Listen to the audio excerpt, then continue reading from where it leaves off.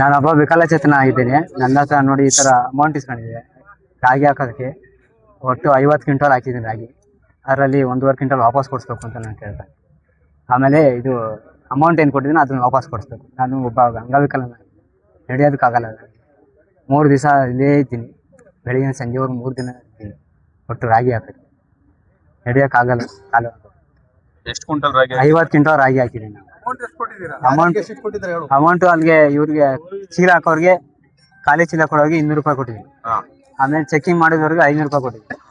ಆಮೇಲೆ ತಿರ್ಗಾ ರಾಗಿ ತುಂಬ ಅನ್ಲೋಡ್ ಮಾಡೋರಿಗೆ 600 ರೂಪಾಯಿ ಕೊಟ್ಟಿದ್ದೀನಿ. ಅವ್ರೇ ಕೇಳ್ತಾರ? ಅವ್ರೇ ಕೇಳ್ತಾರೆ, ಬಾಯ್ ಬಿಟ್ಟು ಕೇಳ್ತಾರೆ. ಕಾಸು ಕೊಡಪ್ಪ, ಚೆಕಿಂಗ್ ಮಾಡಿದ್ರೆ ಕಾಸು ಕೊಡಿ. ಕೊಡ್ಲಿಲ್ಲ ಅಂದ್ರೆ ವಾಪಸ್ ತಗೊಂಡೋಗು ಅಂತಾರೆ. ರಾಗಿ ವಾಪಸ್ ತಗೊಂಡೋಗು ಅಂತಾರೆ. ಸರ್, ನಾನು ಲಿಂಗೇಗೌಡ ಅಂತ ಹೇಳಿ ಹನುಮಂತೇಗೌಡ ಅಂತ ಪಳ್ಳೆದವನು, ರೈತ. ನಾನು ಇಲ್ಲಿಗೆ 4 ವರ್ಷದಿಂದ ರಾಗಿ ಕೇಂದ್ರಕ್ಕೆ ರಾಗಿ ಹಾಕ್ತಾ ಇದ್ದೀನಿ. ಇಲ್ಲಿ ಏನೇನು ಒಂದು ಸೀಕ್ವೆನ್ಸ್ ಏನು ಬರ್ದಿಲ್ಲ ಅವರು. ಏನು ಒಬ್ಬ ರೈತ ಒಂದು ಚೀಲಕ್ಕೆ ಎಷ್ಟು ಹಾಕಬೇಕು, ಮತ್ತು ಏನೇನು ಯಾವ ರೀತಿ ತರಬೇಕು, ಮತ್ತು ಕಾಟ ಯಾರು ಮಾಡಿಸ್ಬೇಕು, ಏನು ನಮಗೆ ಪ್ರೊಸೀಜರ್ ಇದುವರೆಗೂ ಗೊತ್ತಿರಲಿಲ್ಲ. ಇವ್ರು ಯಾರೋ ಕೇಳಿದ್ರೆ 52 kg ಚೀಲಕ್ಕೆ ಹಾಕಬೇಕು ಅಂತಂದ್ರು. ಅವತ್ತಿಂದ ಸುಮ್ಮನೆ ಹಾಕೊಂಡು ಸುಮ್ಮನೆ ಕೊಟ್ಬಿಟ್ಟು ಹೊರಟೋದು. ಈ ಸತಿ ನಾನು ಸ್ಟಾರ್ಟಿಂಗ್ಗೆ ಬಂದರೆ ತಹಸೀಲ್ದಾರರು ಬಂದು ಕೆಲವು ರೈತರುಗಳನ್ನೆಲ್ಲ ಕರೆದು ಅವೇರ್ನೆಸ್ ಹೇಳ್ತಾ ಇದ್ರು. ಏನು ಒಂದು ಚೀಲಕ್ಕೆ 580 ಗ್ರಾಮು ರಾಗಿ ಕೊಡಿ, ಜಾಸ್ತಿ ಕೊಡಂಗಿಲ್ಲ ಅಂತ ಹೇಳಿದ್ರು. ಆಮೇಲೆ ನಾನು ಮಾರನೇ ದಿವಸ ನಂದೇ ಸರ್ದಿ ಬಂತು, ರಾಗಿ ಹಾಕಂತ ಸರ್ದಿ ನಂದು ಬಂತು. ಅವತ್ತು ಹಾಕಿದ್ರೆ ಇವ್ರೇನಂತ ಕೇಳಿದ್ರು, 52 kg ಕೇಳಿದ್ರು ರಾಗಿನ. ಸರ್, ನಿನ್ನೆ ತಹಸೀಲ್ದಾರು ಬಂದು ಈ ತರ ಹೇಳಿದ್ರಲ್ಲ ಸರ್, ನೀವೇನಕ್ಕೆ 2 kg ಎಕ್ಸ್ಟ್ರಾ ಕೇಳ್ತಾ ಇದ್ದೀರಾ ಅಂತ ಕೇಳಿದೆ. ಅವ್ರು ಹೇಳಿದ್ರು, ಇಲ್ಲಪ್ಪ ಆ ಖರ್ಚು ಈ ಖರ್ಚು ನಮ್ಗಿರ್ತವೆ, ಹಂಗೆ ಹಿಂಗೆ ಅಂತ ಹೇಳಿದ್ರು. ಏನ್ ಖರ್ಚು ಇರ್ತದೆ ಸರ್ ಹೇಳಿ ಅಂತ ಅಂದೆ.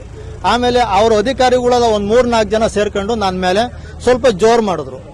ಆಮೇಲೆ ನಾನು ಇದ್ಯಾಕೋ ಸರಿ ಹೋಗಲ್ಲ ಅಂತ ಅಂದ್ಬಿಟ್ಟು ಸುಮ್ಮನಾಗೋದೆ, ಕೊಟ್ಬಿಟ್ಟೆ. ನಾನು ಸ್ವಲ್ಪ ಮಾತಾಡಿದ್ಕೆ 1.5 kg ಚೀಲದ ಮೇಲೆ 1.5 kg ತಗೊಂಡ್ರು.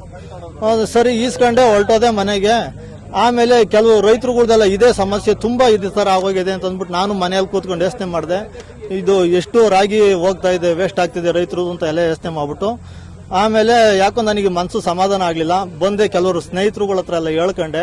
ಆಮೇಲೆ ಇದನ್ನೇನಾದ್ರೂ ಮಾಡಿ ತಡೆಗಟ್ಟಬೇಕು ಅಂತ ಅಂದ್ಬಿಟ್ಟು ಬಂದು ಕೇಳಿದ್ರೆ ಅವರು ಇಲ್ಲ ಹಂಗಲ್ಲ ಹಿಂಗಲ್ಲ ಅದು ಇದು ಅಂತ ಅಂದ್ಬಿಟ್ಟು ಏನೇನೋ ಹೇಳಿದ್ರು. ಆ ಥರ ನಾವು ತಾಂಡೇ ಇಲ್ಲ, ಮಾಡೇ ಇಲ್ಲ, ಮೊಟ್ಟೆ ಇಲ್ಲ ಅಂತ ಅಂದ್ರು. ಆಮೇಲೆ ಏನೋ ರಾಗಿ ಕೊಡಿಸ್ತೀವಿ ಅಂತ ಹೇಳೋರು. ಇವತ್ತು ಬಂದಿದ್ದೀವಿ. ಇಲ್ಲ ಸರ್, ಯಾವುದೇ ಕಾರಣ ಆರೋಪ ಇಲ್ಲ ಸರ್. ಅವ್ರು ಆಲ್ರೆಡಿ ಒಂದ್ಸಲ KRS ಬಂದಿದ್ರು. ಅವ್ರೇನು ಹಿಂದೆ ತಗೊಂಡಿದ್ದಾರೆ ಅಂತ ಮೆಸೇಜ್ ಕೊಟ್ಟು ನನಗೆ ಸರಿಪಡಿಸ್ಕೊಳ್ಳಿ ಅಂತಂದ್ರು. ನಾನು ಸರಿಪಡಿಸ್ಕೊಂಡಿದ್ದೀನಿ. ಆದ್ರೆ ಹಸೆಯನ್ನು ನಾನು ತೆಗೆದುಹಾಕಿದ್ದೀನಿ. ನಾನು ಅವ್ರು ಬೆಲೆ ಕೊಟ್ಟೆ ತೆಗೆದುಹಾಕಿದ್ದೀನಿ. ಸರ್ ಈ ತಗೊಂಡಿದ್ದಾರೆ ರೆಕಾರ್ಡ್ ನಮ್ಮ ಅಂತಂದು ಇದ್ಮೇಲೆ ಕೊಡಿ ಅಂತ ತೋರಿಸಿದಾಗ ನಾನು ಅವ್ರ ಹಸೆಯನ್ನು ನಾನು ತೆಗೆದುಹಾಕಿದ್ದೀನಿ. ನಾನು ಯಾವುದೇ ಅಲ್ಲಿ ನಿಚ್ಚಿಗೆ ನನ್ನ ಲಂಚ ಅವತಾರ ನಾನು ಎಲ್ಲೂ ನನ್ನ ಕಣ್ಣಿಗೆ ಬಂದು ಮಾಡಿಲ್ಲ. ಅಕಸ್ಮಾತ್ ರೈತರು ಲಂಚ ಅವತಾರ ಕೊಡ್ಬೇಡಿ ಅಂತ ನಾನು ಓಪನ್ ಆಗಿ ಹೇಳಿದ್ದೀನಿ. ಎಲ್ಲರಿಗೂ ಹೇಳಿದ್ದೀನಿ. ಯಾರು ಕೊಟ್ಟಿದ್ದೀನಿ ಸರ್? ಇರೋಣ ನಿನ್ ಬೇಡ, ನಿಂದು ಆಯ್ತಲ್ಲ, ನಿನ್ ಬೇಡ ಬಂಡೇರಿದ್ದಲ್ಲ ಬೇಡ. ಅವ್ನು ಹೋಗ ನಾನು ಕರೆಗೆ ಬಿಟ್ಟು ಆಯ್ತಾ ಸರ್? ಯಾವ್ದೇ ಕಾರಣ ಲಂಚದಿಲ್ಲ ಸರ್. ನಾ ಬೇಕಾದ್ರೆ ಖರೀದಿ ಅಧಿಕಾರಿ ನಾನು ಹೇಳ್ತಾ ಇದ್ದೀನಿ, ಎಲ್ಲಾ ರೈತರುಗಳನ್ನ ನೀವು ವಿಡಿಯೋ ಮಾಡಿ ಕೇಳ್ಕೊಳ್ಳಿ, ಫೋನ್ ಮಾಡಿ ಕೇಳ್ಕೊಳ್ಳಿ. ನಾನು ಯಾವ್ದೇ ಕಾರಣ ಲಂಚ ಅವತಾರ ತಗೋತಾ ಇಲ್ಲ. ಇಲ್ಲ ಸರ್, ಸುಳ್ಳು ಸರ್ ಇದು ಮಾಹಿತಿ. ಟೆಸ್ಟ್ ಮಾಡಕ್ಕೆ 600 ರೂಪಾಯಿ ತಗೋತಾರೆ ಸರ್. ಅದು ಯಾವ್ದು ಗೊತ್ತಾ ಸರ್ ಇರೋದು? ಟೆಸ್ಟಿಂಗ್ ಅಲ್ಲ, ಅವ್ರ ಕೂಲಿ ಅಂತ ತಗೊಳ್ತಾ ಇದ್ದಾರೆ. ಅದು ನಮ್ಮ ಸರ್ಕಾರ ಆದೇಶ ಏನಿದೆ, ರೈತ ಸುರ್ದಿ ಕೆಳಗಡೆ ಸುರ್ದಿ ರೈತ ಕೊಡ್ಬೇಕು ಅಂತ ಕಾನೂನು ಇರೋದು. ಕೆಳಗಡೆ ನಾವು ಸುರಿದ ಮೇಲೆ ಅವ್ರು ಜಲ್ದಿ ಮಾಡಿ ಸುರಿದ ಮೇಲೆ ನಾವು ತಗೋಬೇಕಂತ ನಮ್ಮ ಜವಾಬ್ದಾರಿ ಇರೋದು. ಅವರು ಏನಂತಾರೆ, ಇರಿ ಸರ್ ಒಂದ್ ನಿಮಿಷ, ನಾನು ನೋಡಿ ಸರ್, ನಾನು ಓದಿದ್ದೀನಿ, ನಾನು ಓದಿ ಹೇಳ್ತೀನಿ, ನೀವು ನೋಡಿ ಸರ್. ಸರ್ಕಾರ ಆದೇಶ ಇರೋದು, ಅವರು ಜಲ್ದಿ ಮಾಡಿ ರೈತರು ಕೆಳಗಡೆ ಕೊಟ್ಟ ಮೇಲೆ ನಾವು ತುಂಬ್ಕೋಬೇಕು ಅಂತ ಇರೋದು ನಮ್ಗೆ ಆದೇಶ. ಅದೇ ಸರ್, ಅದರಿಂದ ಅವರು ಸುರಿಯಕ್ಕಾಗಲ್ಲ. ನಾವೇ ಒಂದಷ್ಟು ಕೊಟ್ಕೊಂಡು ನಾವು ಮಾಡ್ಕೋತೀವಿ ಅನ್ನೋದಕ್ಕೋಸ್ಕರ ಅದನ್ನ ಅವ್ರು ಕೊಟ್ಕೋತಾ ಇದ್ದಾರೆ. ಅದಕ್ಕೂ ನಮಗೂ ಸಂಬಂಧ ಇಲ್ಲ.